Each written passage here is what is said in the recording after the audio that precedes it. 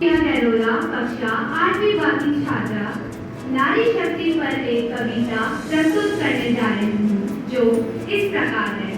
तब तक के शोलों पे ये जल बन गया ज्वाला है, छोड़ के झूठे रीति रिवाज घट से मुंह निकाला है, तोड़ के बेड़ियां सदियों की नारी ने रण संभाला है, छोड़ श्रृंगार रस की बातें शक्ति ने उठाया भाला है, मिला कंधे से कंधा धरके हर विपदा से बाहर निकाला है, तोड़ के बेड़ियां सदियों की नारी ने रण संभाला है।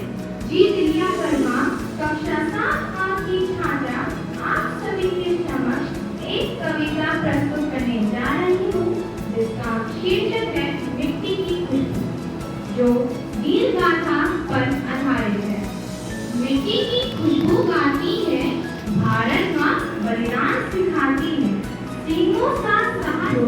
मैं फलक खान कक्षा 8 की छात्रा आज आपके सामने एक कविता प्रस्तुत करने जा रही हूँ जिसका शीर्षक है नारी शक्ति और इसके कवि हैं सर्वेश्वर दयाल। एक वचन निभाने के लिए जिसने घर आंगन सत्याग दिया, एक वचन निभाने के लिए जिसने अपनी स्वतंत्रता का परित्याग किया, सूने सूने दीवारों को जिसने अपने घर का नाम दिया। कक्षा 8 छात्र आपके समक्ष एक कविता प्रस्तुत करने जा रहा हूँ। इस कविता का शीर्षक है मैंने देखा था एक सपना। मैंने देखा था एक सपना, कहो तो तुम्हें बताऊं। मैंने देखा था एक सपना, कहो तो तुम्हें बताऊं। इस कविता में एक दादी मैंने देखी थी, एक दादी जो लगती थी सीधी सादी। उस दादी का अलग हिसाब जैसे हो कोई बंद किताब, देख के एक पेड़ा लड्डू घूम जाती जैसे। कक्षा 7 की छात्रा आप सभी के सामने एक कविता प्रस्तुत करने जा रही हूँ जिसका शीर्षक है वीर गाथा।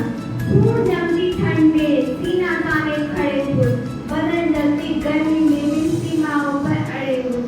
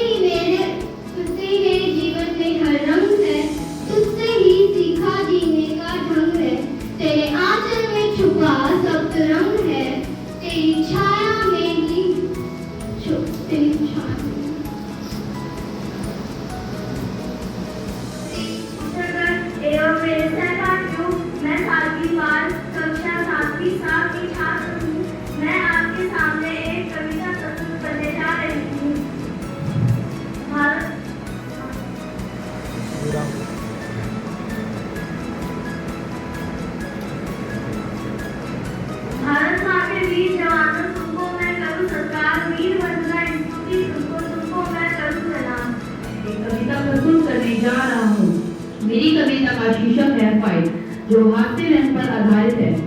एक फाइट ने दूसरी फाइट से कहा, बहन, लगता है साहब हमें छोड़कर जा रहे हैं, तभी तो सारा काम जल्दी जल्दी निपटा रहे हैं। मैं बार बार सामने जाती हूँ, रोती हूँ, गिड़गिड़ाती हूँ।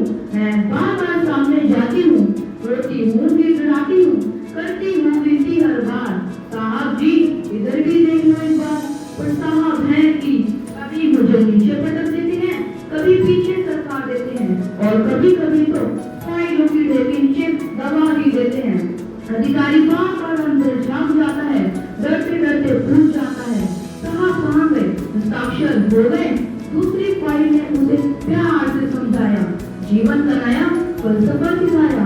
बहन, हम यूं ही रोते हैं, बेकार गिड़गिड़ाते हैं, लोग आते हैं गाना। मातृत्व पर एक सुंदर कविता प्रस्तुत करने जा रही हूँ, जो कि श्री रवि जोशी जी की देन है। मुझे आशा है कि आपको यह कविता पसंद आएगी। माँ के रहते सब समय पर होता था, जैसे धूप का निकलना, हवा का बहना, सूरज का ढलना। सूरज का ढलना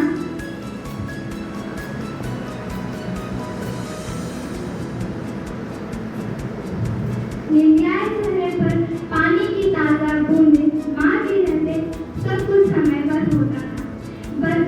बस्ते के गहरे कोने में छुपा, जो कि एक नारी शक्ति में भी आधार है। तू खुद की खोज में निकल, तू किस लिए उदास है, तू चल, तेरे वजूद की समय को भी तलाश है। ये तुझसे लिपटी बेड़ियां समझना खुद को बस तू ये बेड़ियां पिघला के बना ले अपने शस्त्र। तू खुद की खोज में निकल, तू किस लिए उदास है, तू चल, तेरे वजूद की समय को भी तलाश है। चरित्र जब पवित्र है तो क्यों है ये दशा तेरी, चरित्र जब पवित्र है तो क्यों है ये दशा तेरी। इससे करण एवं मेरे प्यारे साथियों, मैं अभिनय फेरा कक्षा 8वीं अंक की छात्र आपके समक्ष मातृत्व पर एक कविता सुनाने जा रही हूँ, जिसका शीर्षक है ममता की धारा। माता की ममता की धारा, माता की ममता की धारा, प्रेम और स्नेह की वर्षा है जीवन के हर मोड़ पर। महोदय जी, मेरी साथी रसीदों में और बाकी शिक्षकगण, प्यारे बच्चों, ये प्रयास तो बहुत ही अच्छा था, क्योंकि ना करने से अच्छा है कि कुछ करने का प्रयास किया जाए। तो कम से कम एक कवि सम्मेलन का आयोजन किया गया। हम सभी जानते हैं हिंदी दिवस आने वाला है और हिंदी पखवाड़ा हमारे विद्यालय में मनाया जा रहा है। तो उसी के एक भाग के रूप में कनिष्ठ विद्यार्थियों ने आज अपनी कविताएं प्रस्तुत की। आपका प्रयास तो बहुत ही सराहनीय है। इतनी छोटी उम्र में छोटे छोटे बच्चे कविता को याद करके यहाँ बोलने का प्रयास कर रहे हैं, वो बहुत अच्छा है।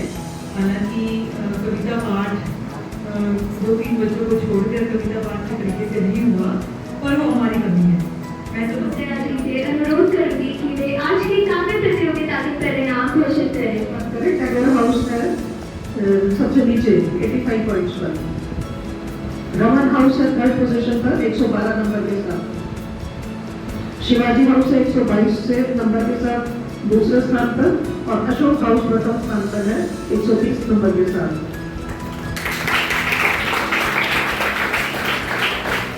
और व्यक्तिगत में तृतीय स्थान पर रही है नंदिनी नोटिया। द्वितीय स्थान पर रहे हैं दीप प्रकाश, और प्रथम स्थान पर रही है जिया गौड़ा।